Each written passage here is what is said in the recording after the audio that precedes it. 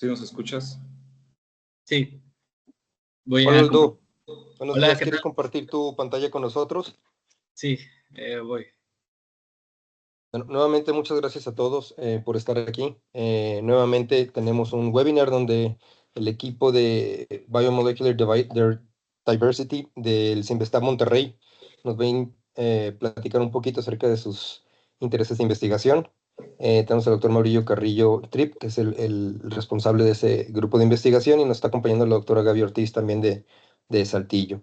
Eh, Está todo el equipo del doctor Mauricio Carrillo, y también está todo el equipo del Laboratorio de Genómica Viral y Humana hasta ahorita. Eh, Déjenme veo quién más tenemos aquí. Creo que somos todos. Por lo pronto no ha llegado el doctor Lauro ni el doctor Cristóbal. Rafa ya está aquí con nosotros. No se ve. No se ve. Bueno, pues vamos Ya a dar llegarán. inicio. Sí. Aldo, tienes el micrófono. Sí, muchas gracias. ¿Se ve la pantalla de la presentación? Sí, ahí lo Yo ya estoy la viendo veo. yo bien. Ah, muy bien. Bueno, eh, mi nombre es Aldo Herrera, soy parte del grupo del doctor Mauricio Carrillo y bueno, voy a presentarles una explicación de mi proyecto de doctorado, que bueno, el título de este proyecto es Dinámica molecular conservada en el dominio de unión al receptor RBD de la espiga del SARS-CoV-2 como blanco terapéutico. Y ya cambió. Entonces, es muy corta, entonces hay algunos detalles como que me gustaría primero explicarlos verbalmente, que esta proteína que estamos estudiando es la espiga. La espiga es una proteína, es un complejo, en realidad son tres proteínas idénticas, tres proteínas S, que forman un complejo que se llama espiga. Entonces aquí, por ejemplo, la vemos representada cada una de esas tres cadenas en distintos colores, en azul, verde y naranja. Entonces, complejo es importante durante la infección porque es el primer complejo viral de proteínas que interactúa con la célula para que ocurra la infección. En particular, interacciona con un receptor celular llamado AC2, que aquí tenemos esta representación. Entonces están como dos vistas de la información estructural que existe y es lo que les voy a describir un poco más. Entonces tenemos estas tres cadenas, la cadena A, B y C en distintos colores, en naranja, azul y verde. Y hay dos conformaciones conocidas, una conformación que se llama cerrada. Cuando está en esta conformación cerrada, eh, todos los RBDs que aquí están mostrados aquí en esta representación como de superficie, que la pueden ver como un poco más notable, los colores. Esta es la región del RBD. RBD se llama porque es el dominio de unión al receptor, que es básicamente el dominio que tiene la función de unirse al receptor celular para la infección. Entonces, en esta conformación cerrada, todos los dominios están cerrados, o sea, sin estar expuestos, y de esta forma no hay interacción con AC2.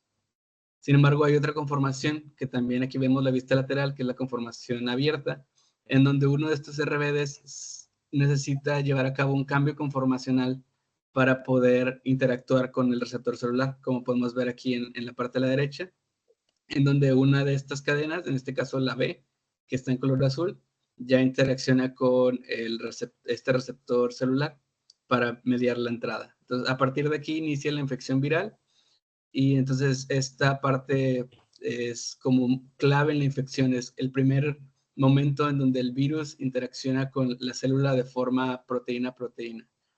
Entonces, la pregunta de investigación que tenemos en este proyecto es, dado que este cambio conformacional, esta apertura es muy importante, si existen regiones que conserven esa dinámica molecular que se necesita para el mecanismo de apertura en el RBD o en alguna región de la espiga. Y si las encontramos, si podemos prevenir que esto ocurra, porque si no ocurre, pues básicamente podemos limitar la infección. Aldo, Entonces, Sí, Disculpa que te interrumpa. RBD es Receptor Binding Domain, ¿cierto? sí. Ok. Y nada más uno de los, de los monómeros de ese trímero interactúan con el receptor de AC2 o los Ujú. tres, Sí, en realidad solo se necesita uno, uno solo. sí, pero se han encontrado algunas conformaciones donde incluso hay dos en conformación abierta. Pero en realidad, para que ocurra la infección, se ocupa la interfaz entre un solo monómero y AC2. Ok, perfecto, gracias. Ujú. Entonces, debido a que vivimos la pandemia, pues hubo muchas información al respecto a distintas variantes. Por ejemplo, distintas variantes incorporaban distintas mutaciones y se discutió mucho acerca de los efectos de estas mutaciones en la capacidad de infección y algunos otros aspectos. Pero en este trabajo no buscamos como que tratar de explicar el efecto de esas mutaciones, sino de ver qué regiones, a pesar de que tienen estas mutaciones, que en algunos casos como en Omicron fueron hasta 15 mutaciones en esta zona de RBD, en qué casos, a pesar de estas mutaciones, eh, se conserva la dinámica. Es básicamente como planteamos el proyecto.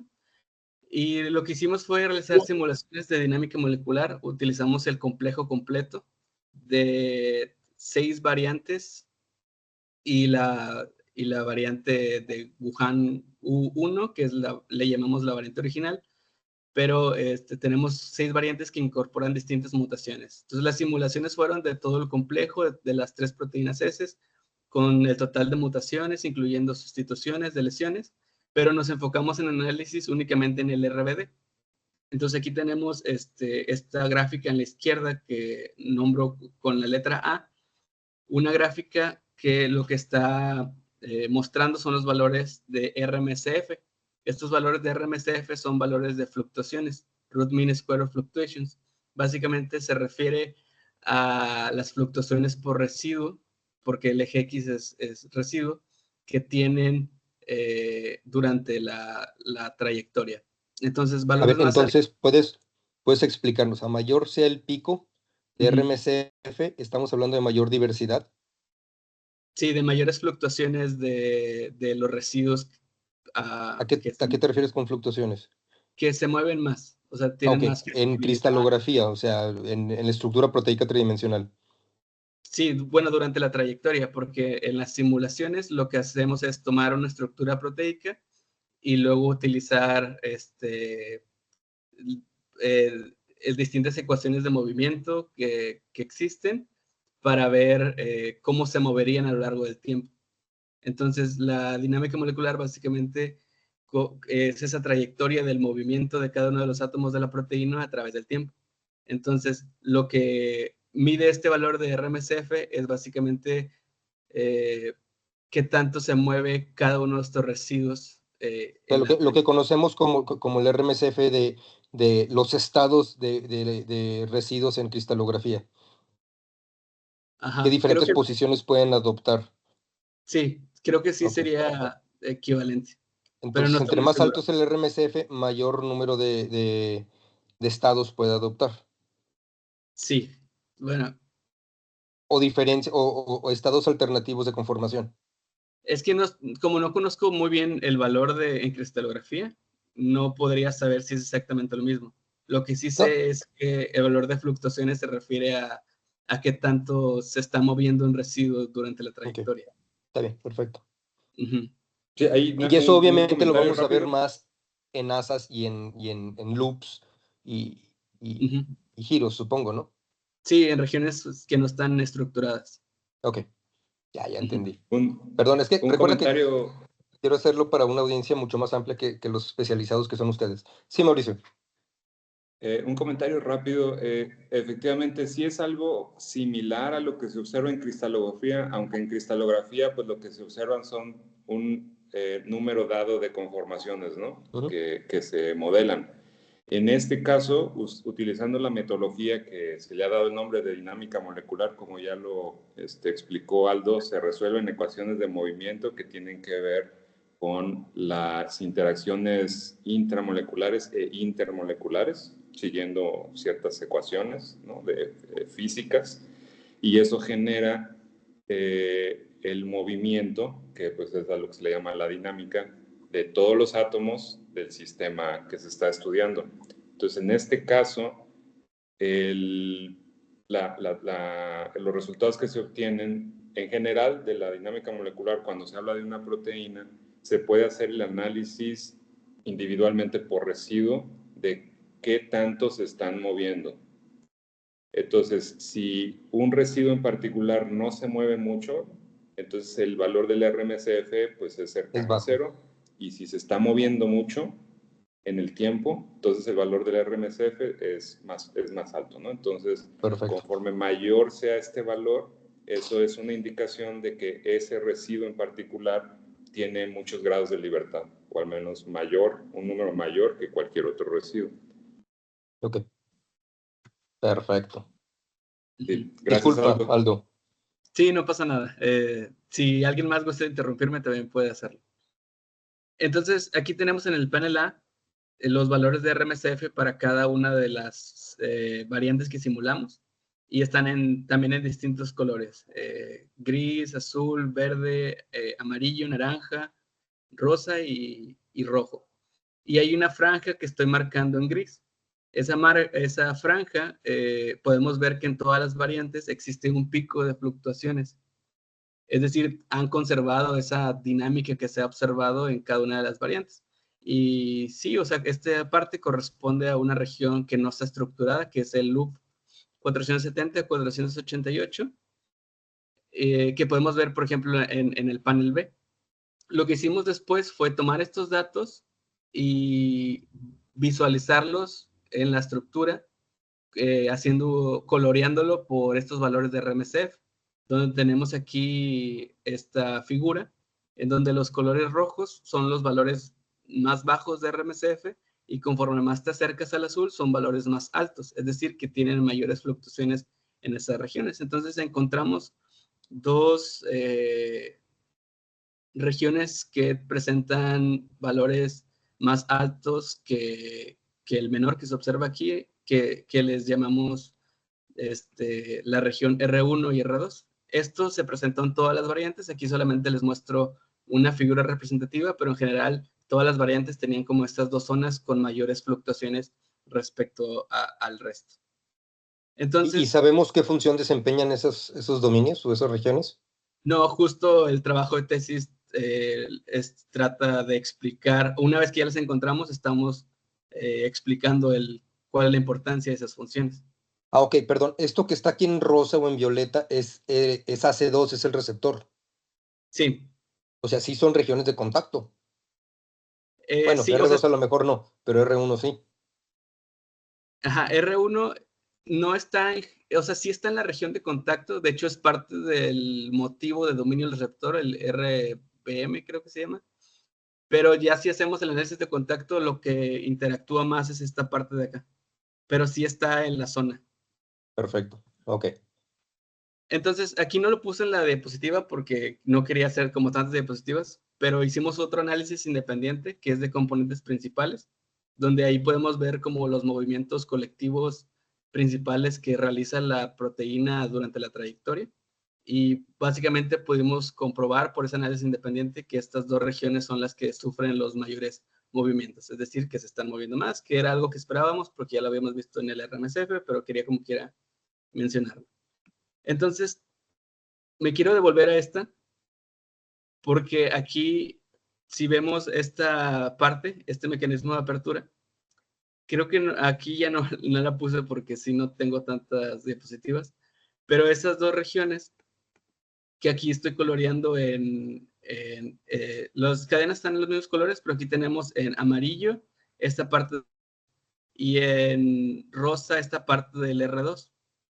Entonces, estas dos, cuando el complejo está cerrado, están cercanas, pero no están en contacto. Y cuando está ya en la forma abierta, estas dos están muy próximas. Entonces, una de las ideas que teníamos es que justamente tiene que ver esa flexibilidad en el mecanismo de apertura.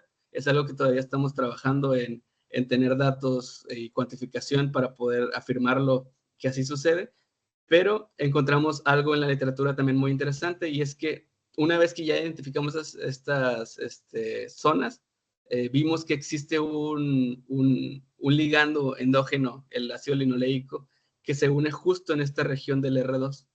Y lo que hace esta unión en esta región es bloquear la conformación cerrada. Tampoco el mecanismo de cómo lo hace tampoco está explicado, y también ese es en lo que estamos todavía trabajando. Entonces, lo que sabemos es que la unión de este ligando en esta región que identificamos buscando la dinámica molecular conservada, pues básicamente nos llevó a un sitio donde ya existe un ligando que justamente previene la función, que es abrir la estructura. Y Entonces tendría un efecto antiviral sí, o de porque bloqueo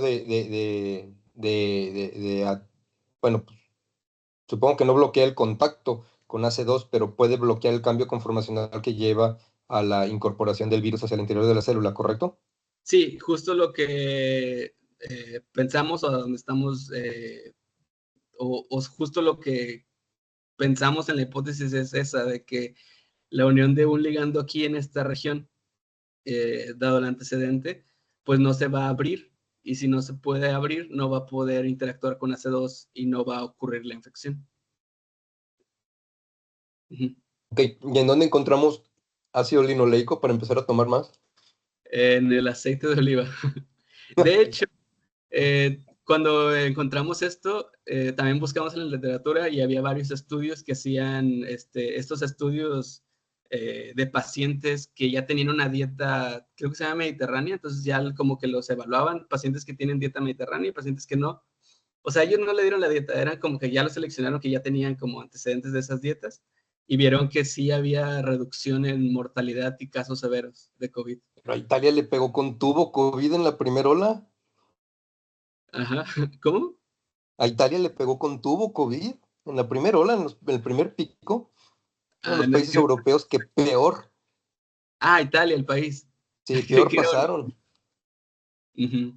Bueno, qué Sí, interesante. sí. Y sí, es en lo que he estado trabajando. No sé si alguien más tenga preguntas. Sí, hola, ¿qué tal? De ¿Cómo es que logran encontrar esa similitud o esa unión entre el ácido linoleico y el dominio? También es algo así puede ocurrir con los derivados del ácido linoleico. ¿Esto fue por similitud o ya está comparado, digo, confirmado in vitro, o solo es el, Ujú. la Sí, predicción, digamos?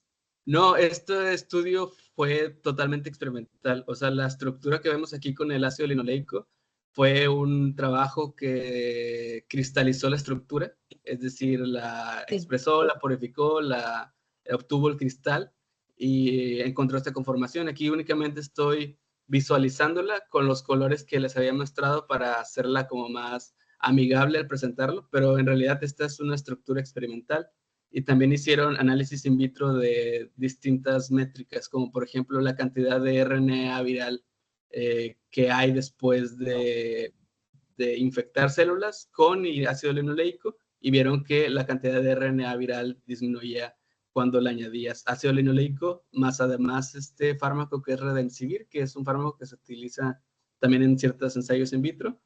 Y también lo hicieron por tinción de células, también vieron que había menos células infectadas una vez que le añadían ácido linoleico. De hecho, la forma en que encontraron esta estructura a mí me gustó cuando la escuché, y siempre que tengo oportunidad la repito, pero usualmente cuando hacían estudios de cristalografía veían alrededor de un 60% de estructuras abiertas, pero ellos encontraban que el 70% de sus estructuras estaban cerradas. Entonces dijeron, pues algo está pasando. O sea, otros estudios han tenido muchísimas no tantas como nosotros estructuras cerradas. Entonces vieron qué componentes tenían y qué podía hacer, y se dieron cuenta que era la presencia del ácido linoleico, y a partir de ahí hicieron el resto de ensayos. Ok, Qué muy interesante. interesante. Sí, seguro por ahí los derivados o parecidos a estos ácidos grasos omega Ujú. podrían tener cierta similitud y un efecto parecido. Sí, de hecho, es posible que sí, porque ya analizamos un poco más esa estructura, un poco más a detalle, estructuralmente.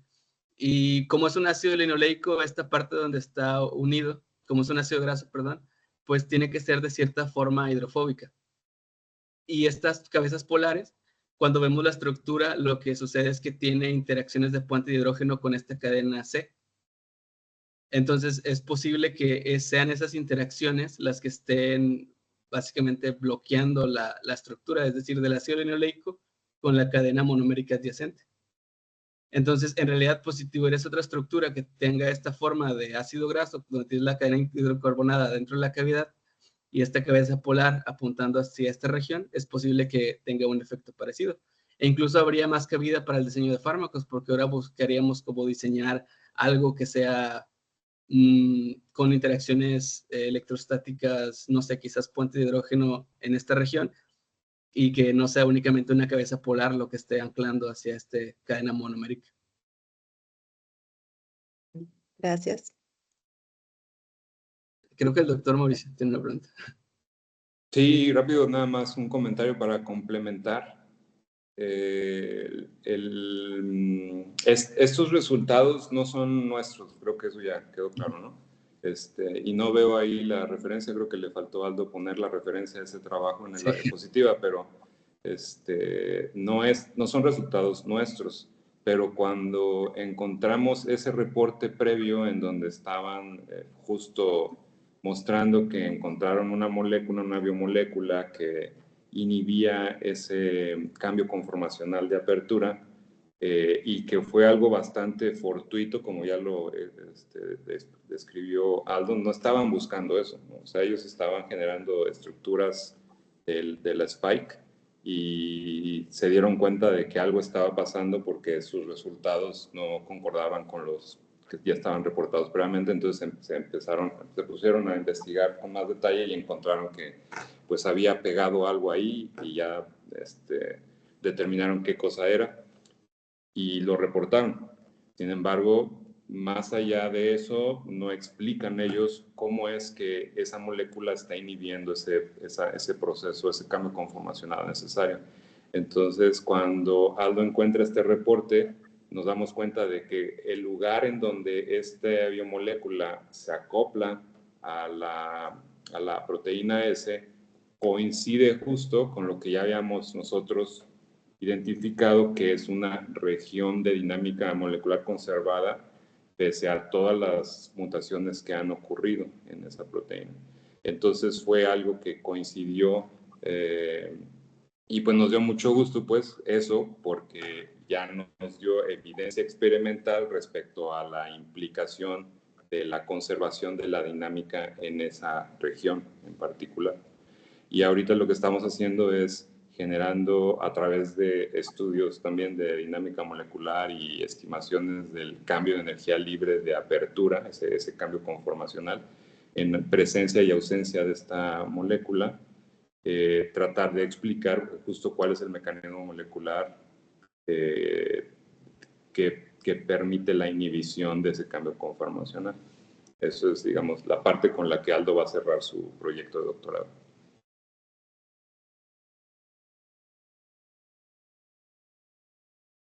Qué chiripa. Como decía Luis Pasteur y después Rommel, la oportunidad favorece a la mente preparada.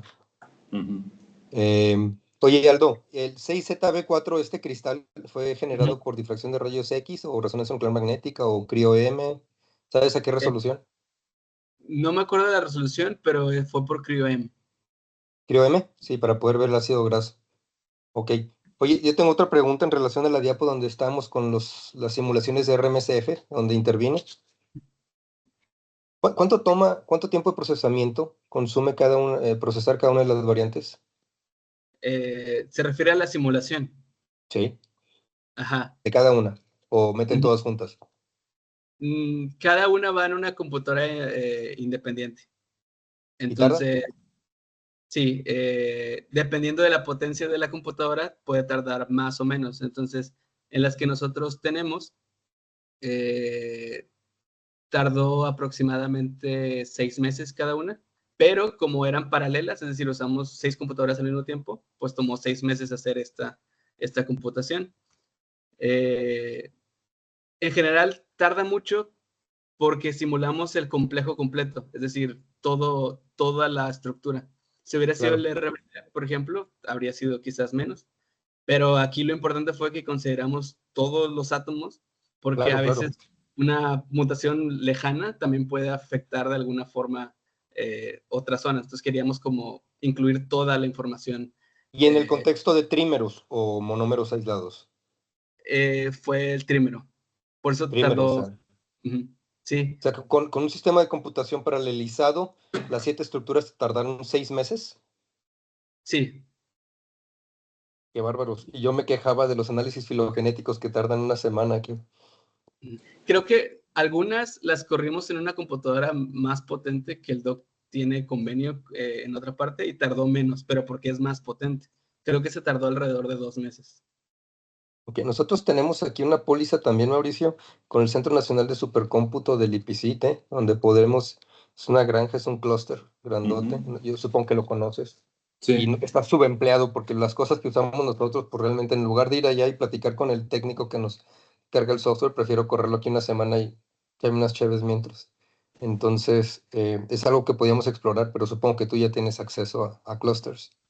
Sí, bueno, de hecho, Juan Carlos Rosas, que es el director actual del CNS, yo he trabajado con él ya desde hace muchísimo tiempo, desde que él estaba en la UAM Iztapalapa, y de hecho nos conocimos porque estábamos involucrados en un proyecto que en esa época se denominó el Delta Metropolitano, que la idea era Hey, conectar los centros de supercómputo de la UAM, me habías platicado de esto. de la UNAM. Entonces él iba como representante de la UAM y yo estaba como representante del CINVESTAP. Entonces ahí nos conocimos, eso ya hace muchísimos años, y ahora él es el director general del CNS, entonces sí tenemos Ok. muy buena relación con él y bueno, pues Qué ahora chido. con el centro. Qué bien. Muy bien. No sé si alguien más tenga una pregunta. ¿Tenemos otro seminario pendiente, Mauricio, o lo vamos a ver después? No, tenemos varios. Voy a cerrar esto y le voy a dar la oportunidad a Arancha de que eche a jalar esto para que tengamos grabados independientemente. ¿Te parece? Pues sí, puede ser. No, nomás voy a detener la grabación. Ajá. No van a estar en el mismo. A ver, ahí no sé si Marta esté conectada, que es la que seguía ahí en el Sí, orden. aquí estoy. Muy